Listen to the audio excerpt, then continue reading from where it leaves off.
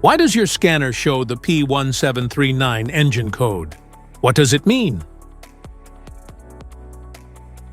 P1739 is a diagnostic trouble code for problem in third clutch, pressure switch circuit.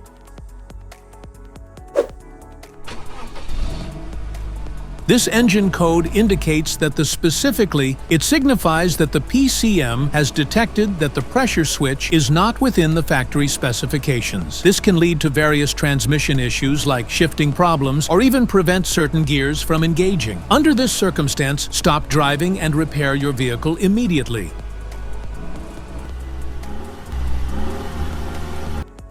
So, what causes this imbalance? Here are the most common culprits. This error can be caused by these possible faults in your vehicle. Faulty third clutch pressure switch, low or dirty transmission fluid, wiring harness issues, solenoid problems. Each DTC code corresponds to a specific issue in your vehicle. This error code occurs in any OBD2-equipped vehicles, especially those in manufacture since 1996. It is commonly found in Honda and Acura vehicles, particularly older Honda Accords and Acura TLs.